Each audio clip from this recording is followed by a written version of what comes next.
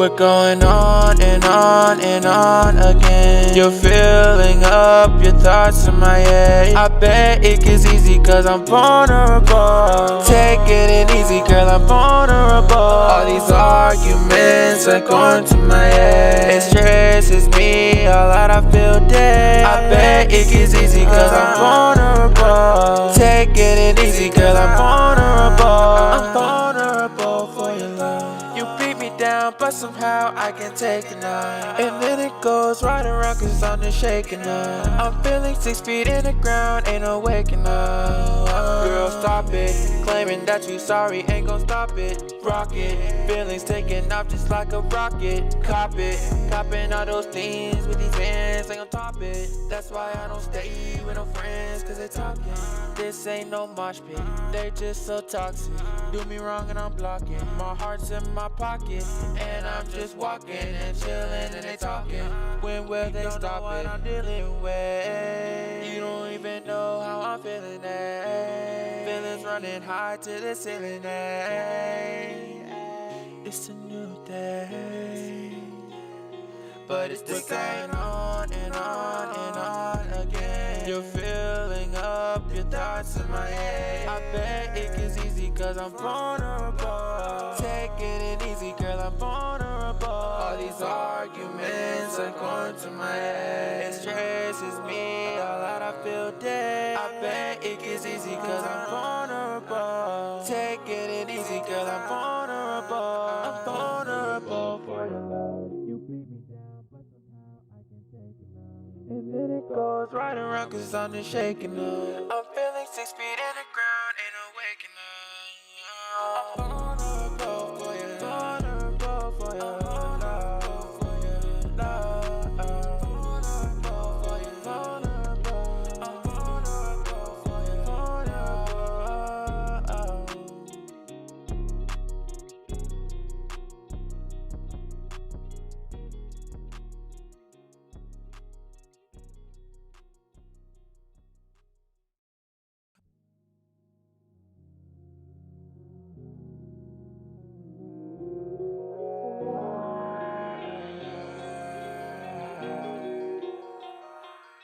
We're going on and on and on again. You're filling up your thoughts in my head. I bet it gets easy cause I'm vulnerable. Taking it easy girl, I'm vulnerable. All these arguments are going to my head. It stresses me all out, I feel dead. I bet it gets easy cause I'm vulnerable. Taking it easy girl, I'm vulnerable. I'm vulnerable for your love. You beat me down, but somehow I can take it now. And then it goes right around cause I'm just shaking up. I'm feeling 6 feet in the ground, ain't no waking up. Girl, stop it. Claiming that you sorry ain't gon' stop it. Rocket, feelings taking off just like a rocket. Cop it, copping all those things with these fans, ain't gon' top it. That's why I don't stay with no friends, cause they talking.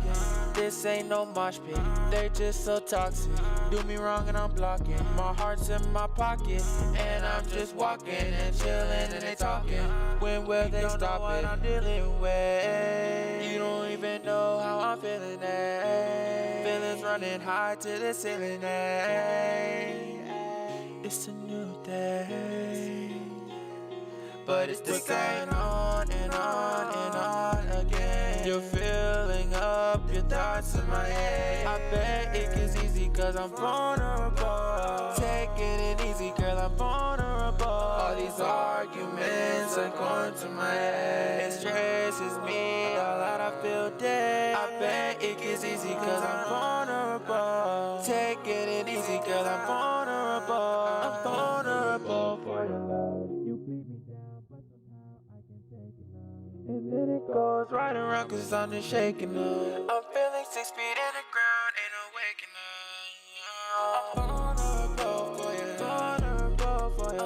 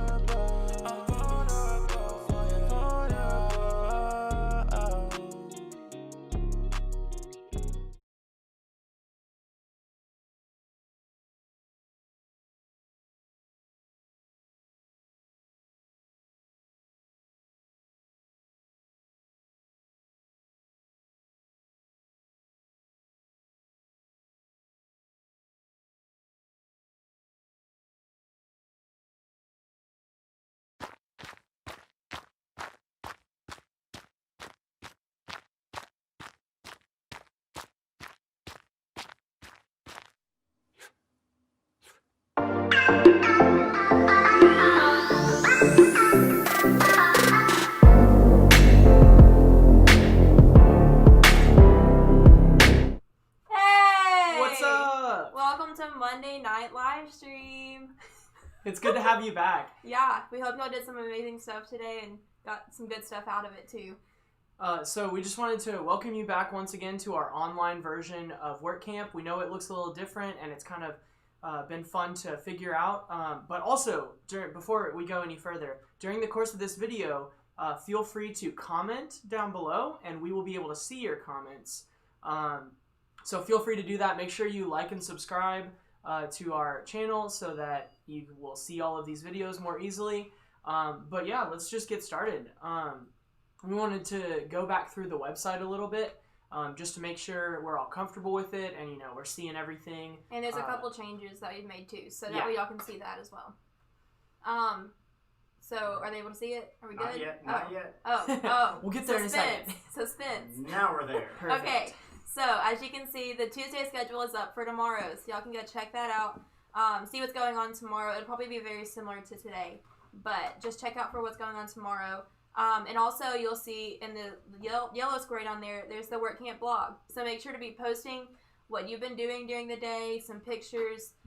There's letters from base camp of just testimonies from people, like me and David both did one.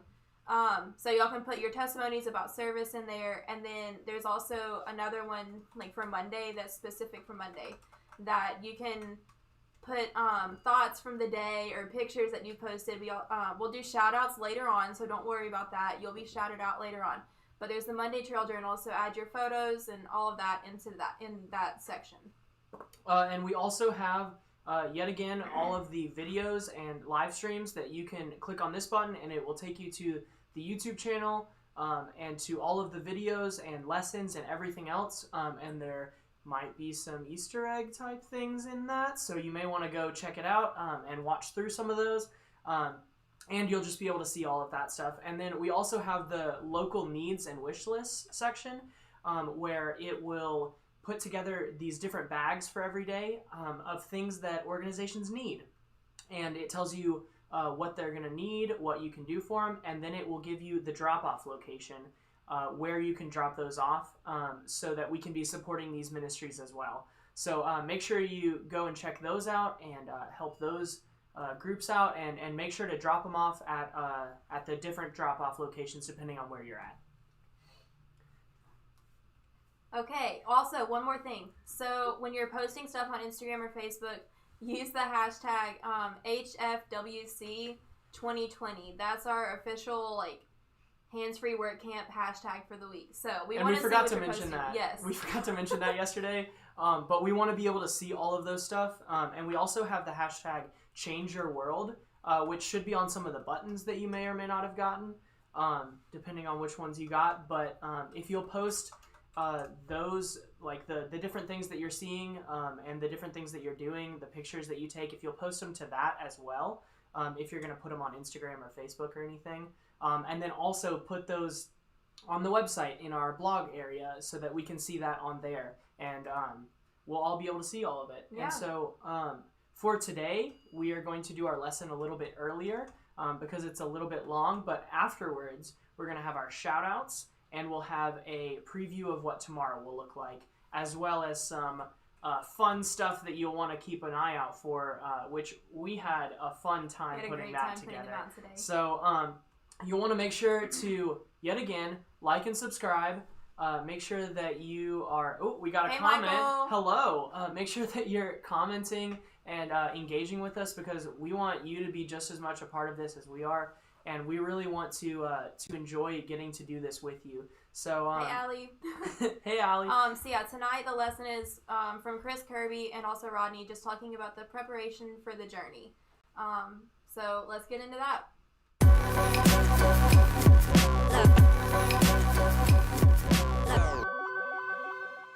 All right, go for it. How are you, man? I'm good, man. How are you? I'm good. I'm seriously glad we got all this set up. Me too. Man, it's great. I really hate that I am not going to be in Huntsville for Workcamp. Yeah, man, me too. I was looking forward to that when you called me back in February. That's crazy. It was like another world. Yeah, it In feels February. like forever ago. I couldn't even remember when. It was Winterfest weekend. You were at Winterfest. That's right. Yeah, and I was doing whatever I do now that I don't go to Winterfest. But man, like, I'm pumped that we get to do this trip together. Yeah, it's already been a lot of fun. Yeah, it's been an adventure already. Just getting the fire built tonight was fun. Uh-huh. And setting up tent, fighting the rain. Uh-huh. And this is just the start of the journey. Yeah. The whole thing just kind of makes me think about, when you're going, talking about summits this week, right? Right. And we're just at the start of the journey and the importance of preparation to go on a trip like that. Yeah. Because when you think about, like when you hear the word walk, if I'm going to go for a walk, what do you think? Not a hike for sure. Yeah, just down the street, sidewalk. It's for exercise, Yeah. right? I mean, you might enjoy it, but like if you're going for a walk, you're going, around the neighborhood. I'm going to walk to the store. It's not overly exciting. If you go for a hike, you go on an adventure, right? Yeah. I mean, like you're going somewhere. Now, if you're going backpacking, like we are, you're going on a serious adventure. You're going somewhere it takes a while to get there. Mm-hmm. And so when we're talking about summits this week, I just think about how it takes an effort, and we're going to talk more about that later. It takes an effort to get to a place that is worth getting to sometimes. Right. To get to a high place to be able to see out. And that takes effort, and it also takes preparation. And when I was kind of thinking through Jesus, I like to think about Jesus, and adventures that he went on. He had some pretty crazy ones that you and I will never experience. Yeah. But he had lived like 30 years, they think, when he started his ministry. Do you remember how he started his ministry before he ever went out and started healing people and teaching people and feeding people and all those, bringing people back from the dead, like all those crazy miracles he did. Well, he changes water to wine. He does something at a wedding that he didn't even want to do. Yeah, his mom was like, Jesus, you're going to do this. And he's like, Mom. Yeah. Whoa, Mom. But Mom. Come on. And by the way, this is because we're in front of a fire. I had a house fire a few months ago. Yeah. And it's either right before or right after you called me to do this. I think it was the week after. I think it was, I called you to do this, and then you had the fire. And then I thought about it and I had the fire. I'm like, shoot, yeah, I'm going to Huntsville. Because right now, we're still living with my parents. Yeah. And as a 21-year-old guy like I am, I still have some moments, times two. I still have some moments where I go, Mom. And so, Jesus had this water and the wine moment, but that wasn't really part of his official ministry. Right. In Luke 4, Jesus had this moment where he knew this journey was going to start to what would eventually, you think about his summit was going to be Calvary, up a hill. It wasn't for him that day a fantastic destination, but boy, the end result of it was amazing. Yeah. We'll talk a little bit more about that later too, but as he was getting ready to begin his journey, what Jesus did in Luke 4 was he decided to go away from the crowds, away from his disciples, by himself into the wilderness, kind of like what we're doing. And when he got in this wilderness, do you remember some of the things he did? Yeah. Well, he's praying. He's, and then he gets visited, which is odd to me. To me, it feels like one of the more supernatural moments in his ministry that he gets visited by Satan. Yeah, Satan shows up. He's been praying. He's been fasting for 40 days. We ate, before we came on this trip, Mexican, and I hadn't been eating out a lot lately, and man, that was hard to eat. Yeah. But like 40 days going without any food, or I don't know exactly how he did his fast, but that's crazy. And then Satan shows up to tempt him. And I think it's interesting, and you kind of pointed this out earlier, Rodney, that in that story, Satan takes him to a summit almost immediately. Yeah. But that wasn't his ultimate calling. Yeah. But when Satan took him up there, remember he had temptations that he threw at him. Basically the heart of those temptations were, look, Jesus, if you do what I ask you to do, if you turn against God, then I will give you all this right now. Yeah. And the reason he took him to a summit is so he could look out and see the majesty of the world, that basically Satan was saying, I'm promising this to you. And Jesus was prepared enough at that moment to respond to him with scripture saying, no, this is not what I'm called to. Well, he says, I can give you all this. Yeah. And I think a lot of people hinge on, they hinge on well, Satan could only give it to him because Satan's the one that had the power, right? Satan, and I kind of feel like, well, no, that's a lie. Like, we know that's not true. Yeah. Even though it's an illusion, which is still the whole point of what Satan's doing. He takes him up on that high place and he says, look at all this. You don't have to, you're going to talk about this other summit later, right? Yeah. That you don't have to wait and make the journey to get to that summit. I can give you, like let's cut out the middleman. Let's forget all about that. You can have that now. Right. Jump down from this point. Angels will catch you. Everyone will know who you are. Cut your ministry time, not just in half, but like now. It could be now. Well, and not go through the suffering that Yeah. he knew he was put here to go through. Yeah. And I'm not just talking about death. I mean, that's obviously ultimately, I'd never wish my worst enemy to die the way Jesus died on a cross. But think about that 3 years from that moment, 3.5 years, however far it was, from that moment to his death, the number of times that people were ridiculing him. And people in his own town were like scoffing at him, basically, Yeah. not giving him credit for, being who he said he was. People really attacking, before he died, people wanting to come and take his life. Yeah. And so Satan was in essence saying, all of that's in front of you, I can take away and give you this immediate summit. And I think about that moment of preparation for him. The fire's getting me, man. Yeah, fire's got you, man. It likes me. It's going after you. What do they say? Smoke follows beauty. Oh, yeah, that's not true. Yeah. But you remember later in his ministry, the people were so impressed with Jesus' miraculous acts and the way he took care of people that they wanted right then to take him and make him the king of the Jews and thus take over the Roman Empire and politically take over. That was a moment of temptation that he'd been prepped for at his starting point. Yeah. In those 40 days. And so it makes me think, as we begin this journey physically, this hiking to a summit. Right. Man, I wish we were in Colorado.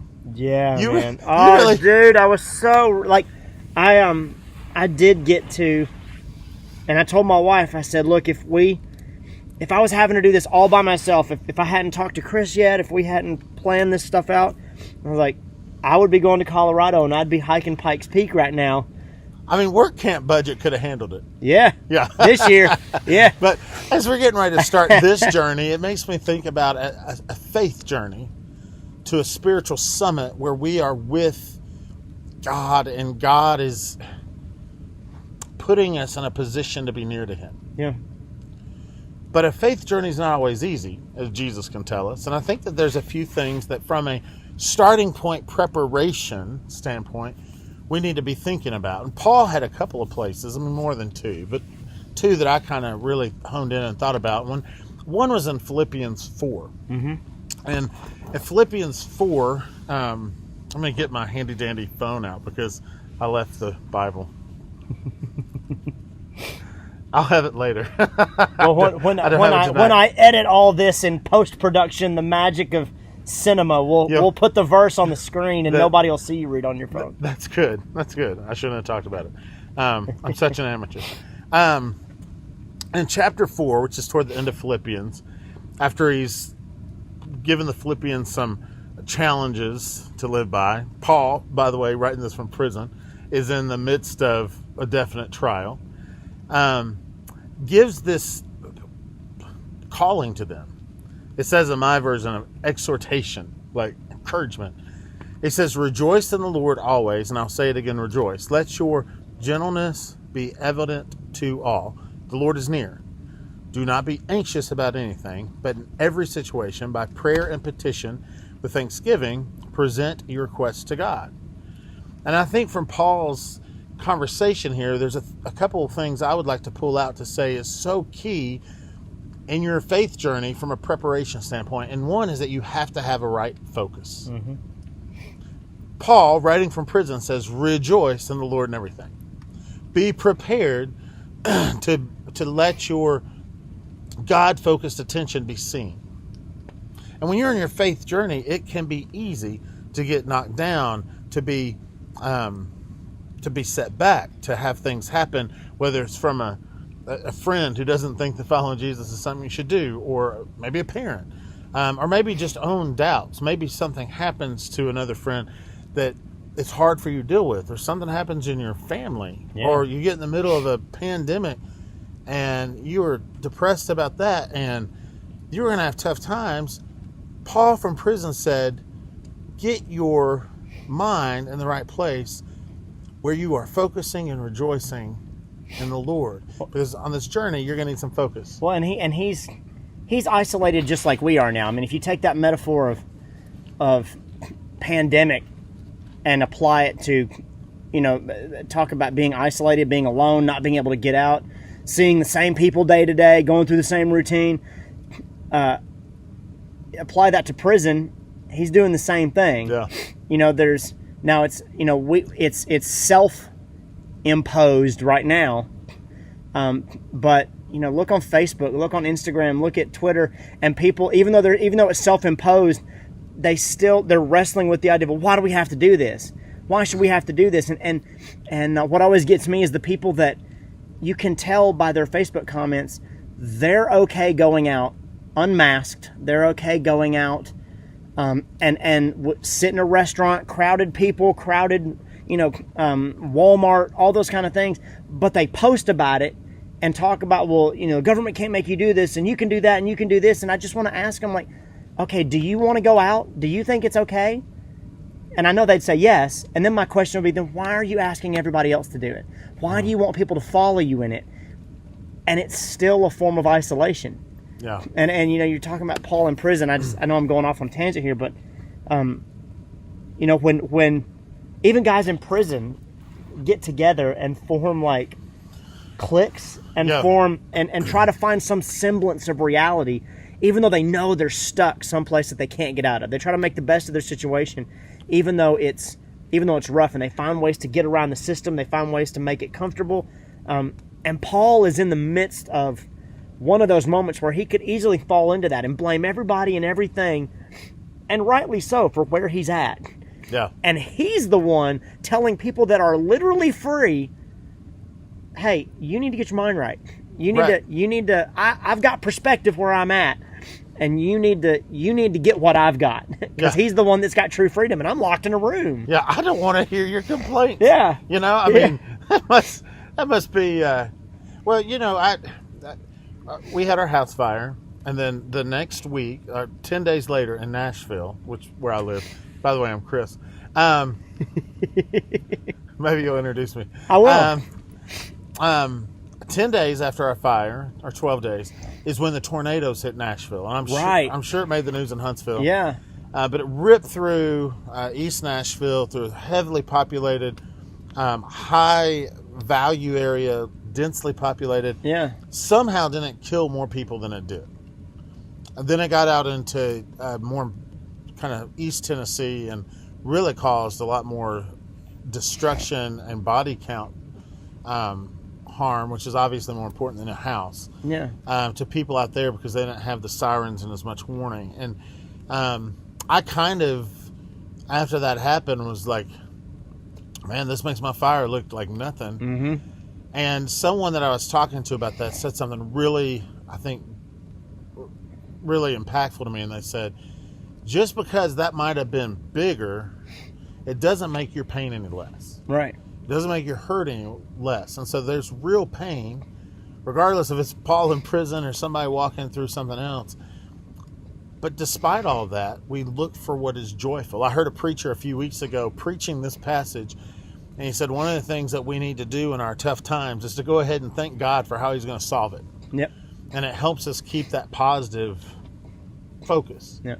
Well, something real quick before you read your verse, and you're talking about putting it in perspective. I think a lot of times in church we want to make our journey seem more impressive. We want to make our pain seem more impressive, because it makes it feel like God's doing more, or like somehow we're more holy or we're more righteous because of how much pain we endured, and how I've come through it, or that's what makes it okay for me to be the way I am. Yeah. And so, it's like, you're talking about going to Colorado. I've been up the Bar Trail. I've tried to hike Pikes Peak twice. Yeah. And I have driven up to the top, but I have never hiked all the way to the top. I made it to 12,000 feet out of 14,000 once, and I made it to 10,000 feet out of 14,000. Both times got snowed in and had to turn around. The views were breathtaking. It was amazing. The journey was hard, but I did not make it to the summit. I did not see that journey through to completion, and it was still amazing and beautiful. And Lord willing, we're going to take a journey that by all accounts is definitely easier. No high altitudes. The breathing is going to be easier, except for the smoke in my face. But I'm confident that we'll see the summit. Right. And that's also the cool thing about that Pikes Peak Trail. I know, which is kind of cool, is I've driven to the top. I've seen the summit. I've seen the peak. And so for me to hike that, it's not about seeing that summit. It's about that journey. Yeah. And I think when Paul's talking about his pain, and you're talking about, well, is my fire any less important, or is my pain in perspective with this tornado stuff? So that means I shouldn't talk about my pain. I shouldn't have to work through my pain. I should just go, it's okay. No, even Paul is saying, look, I know you've got pain. I've got pain too.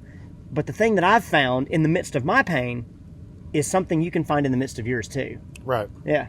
Well, and that mindset keeps you going. Yeah. The other thing he shares just below that is, he says this: finally, brothers and sisters, whatever is true, whatever is noble, whatever is right, whatever is pure, whatever is lovely, whatever is admirable. So if you're wondering what you're supposed to think about, Paul's telling you. Yeah. This helps you be rejoiceful. Whatever is admirable. If anything is excellent or praiseworthy, think about such things.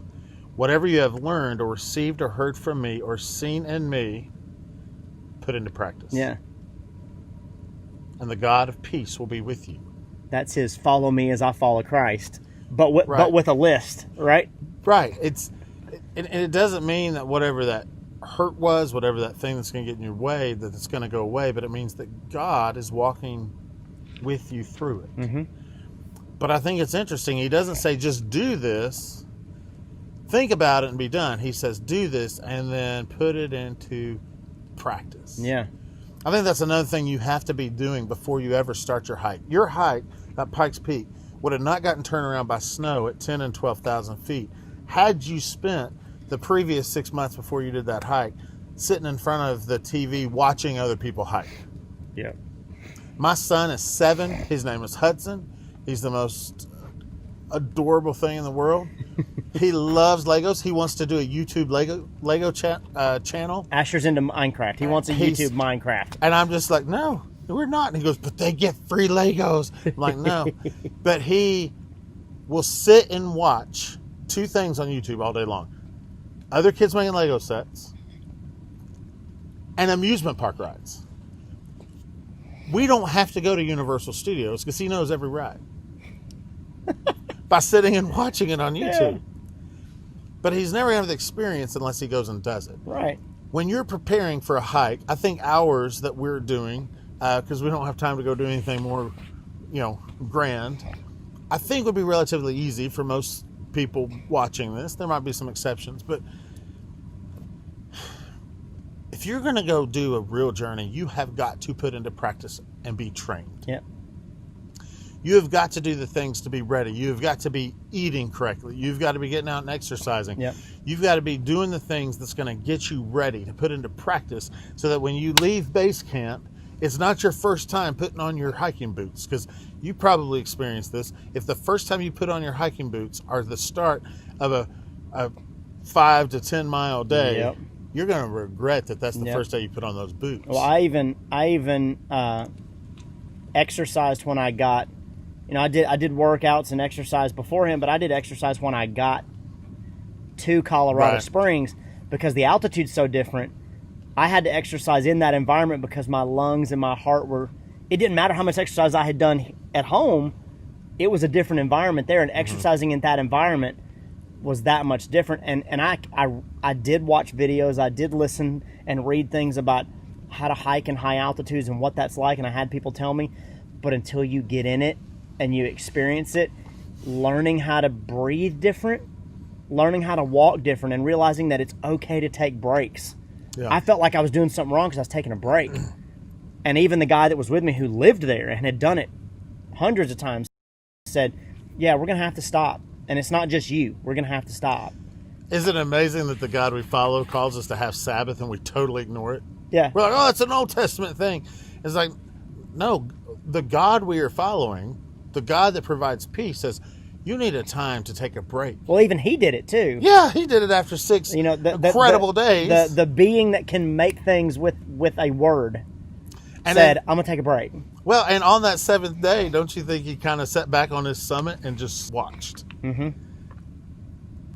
This is good. Yeah. You know, like he even he says rested. it 6 times. He rested. Well, we've talked about the pandemic some, but I'm going to tell you, there's some things that I wish we would, and we won't do it as a society because commercials will tell us not to.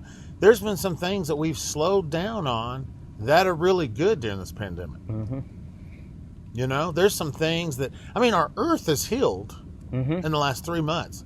But if we did another, not saying we should, but, there's other factors. But, man, if we would just learn to take some breaks, maybe the earth could catch up with some of the damage it's got. And maybe our families could catch up with some of the damage from just being exhausted all the time. And maybe we wouldn't be so stressed out if we rested.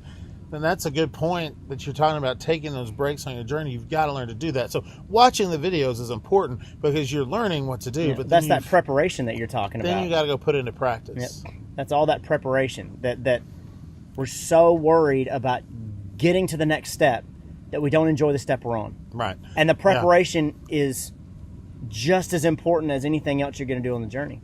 Yeah. Your faith is a journey, not a destination. Mm-hmm. That sounds really cliche, but it's true. It's true. The last thing I'm going to talk about, and I'll do this pretty quickly, because I'm sure everyone's just excited about listening for a long time to me talk.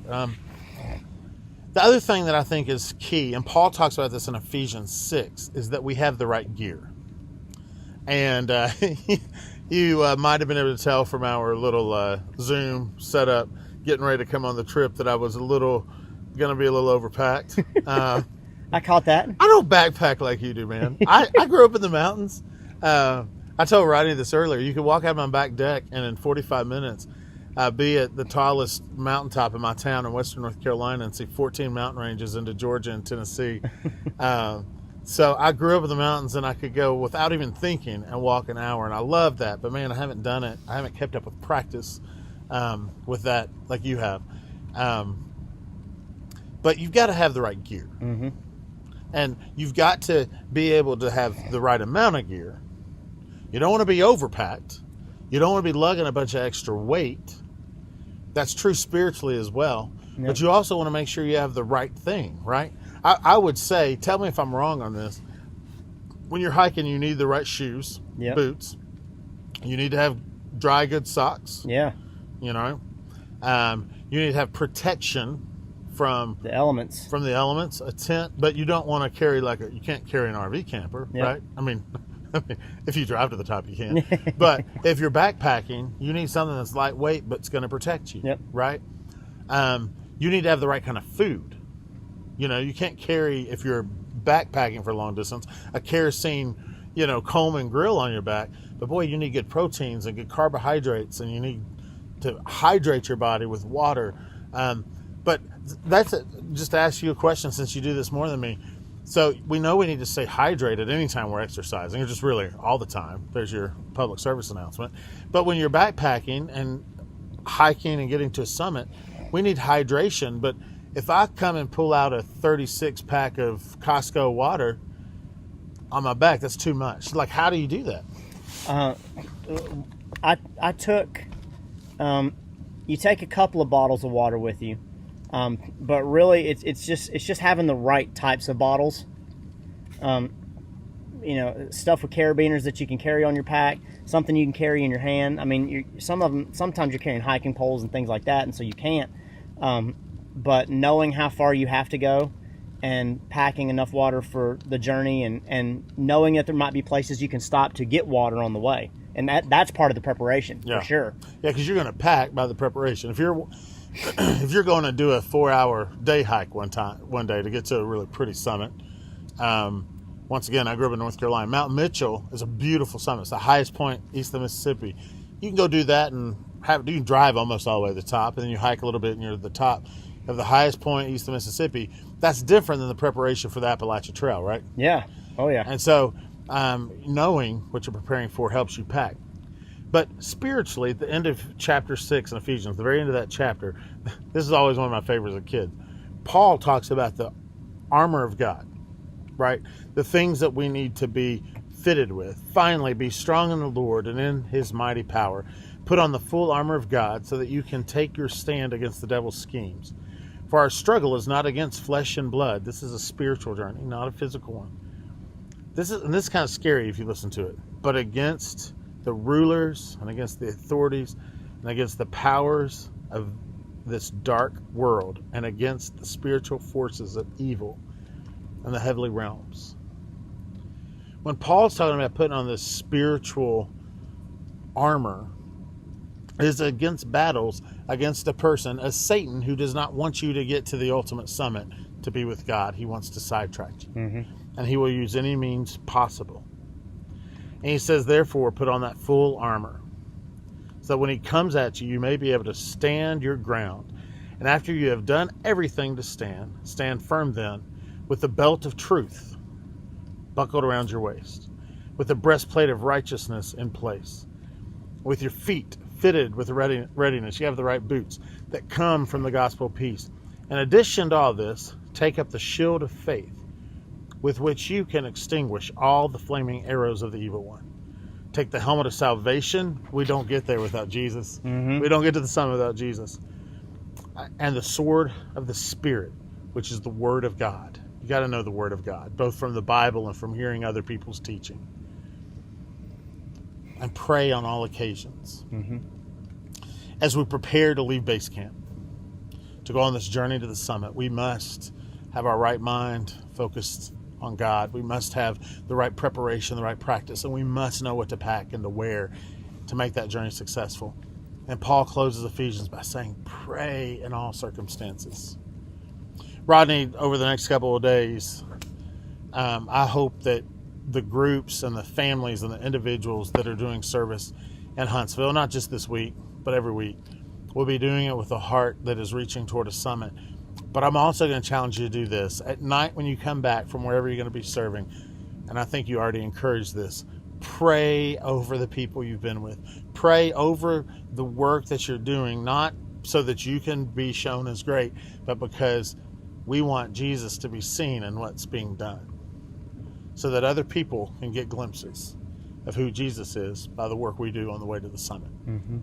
No, I agree. And I'm looking forward to our journey. I'm looking forward to what the summit looks like. I'm looking forward to what our students are going to be doing each and every day, and just seeing, because it's new territory. I mean, just like our journey is, our physical journey, each step will be a new step towards something that we can't imagine yet. I think doing Workcamp in the middle of the pandemic is a new journey for everybody, and learning how to serve and be like Jesus in the midst of this is going to be a crazy adventure. Yeah, it will be. So. Hope you guys have a great day tomorrow. Tune in tomorrow night. I promise I won't go this long every night. But, man, this was good stuff. Yeah. I'm glad we got to talk. Glad we're getting to hang out here. Yeah, man. Getting ready to start this journey together, man. Let's go to bed. Let's do it. I'm ready. All right.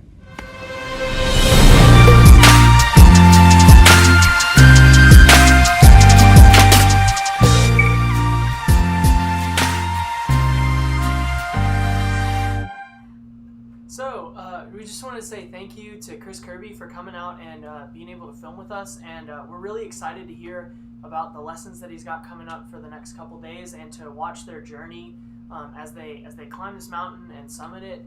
And so we just want to say thanks, Chris, for helping us out with that. And yeah, so now the long-awaited moment. We have shout-outs. Shout-outs! Shout-outs. So first up, hey to everybody at Twickenham. Hey, Twickenham! If you're turning around, Woo! hey.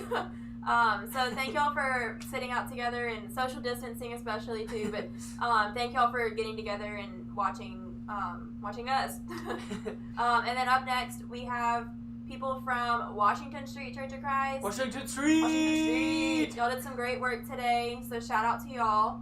Some more Washington Street folks. And thank you guys for posting these Yes. so that we can see them. Yes. And make sure to post it with the hashtags that we have so that we can see them more easily. And make sure to add those to the blog post too, because Yeah. we want to be able to see it on the website as well. And we want to hear stuff about what y'all have been doing today too, so y'all can type out your comments and everything too. And then hey to some Central folks, if you're watching this, hey. But here's a picture of y'all working today. With Bird. With Burrit. So I hope y'all had a great day getting out into the community and just working together. We hope y'all got something out of it, especially too, and not just we're getting out of our houses for a day. And so as you can see, how low do I have to go? Right here.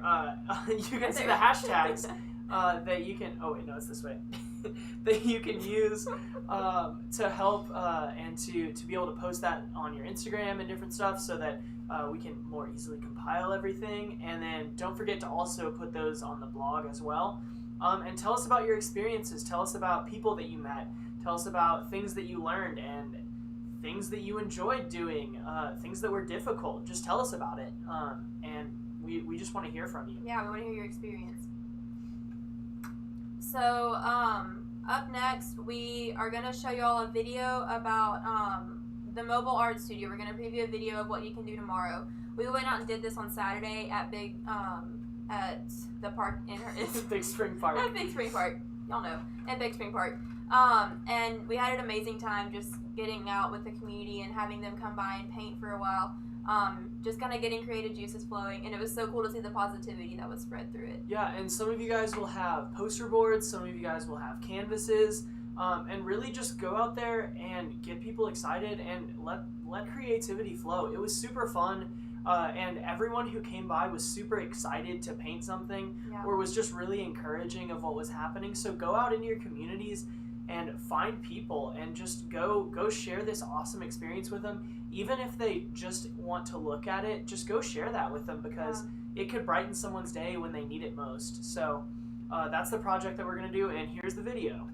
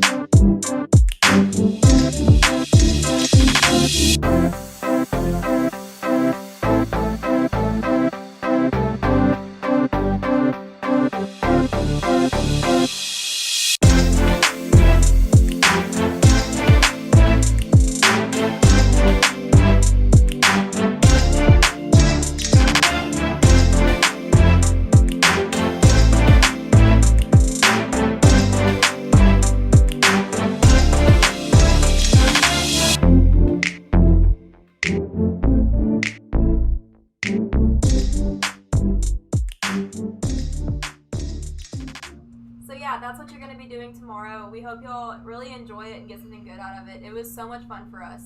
And the people who we got to serve with that and just create this art with were really, really appreciative. And it was really, honestly, it was just fun for everyone. So go out and have some fun with it. Service is fun. I don't know if you've ever realized that, but service is fun. So now we have something incredibly important that I think we've sort of hinted at. And so we're going to give you this first one because we just want to make it a little easier. Yeah. But we've got Easter eggs. And so this first one we're going to give to you. Here's the first Easter egg. So the clue is in the verse, and then where it's located at is on the GPS coordinates.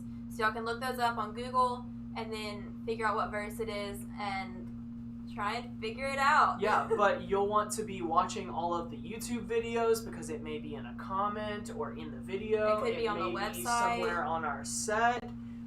It could be in something that we post on the Instagram or in anywhere. the blog. So just be watching for that because there's going to be some fun stuff with that. So some cool prizes. Make sure that you're watching for that.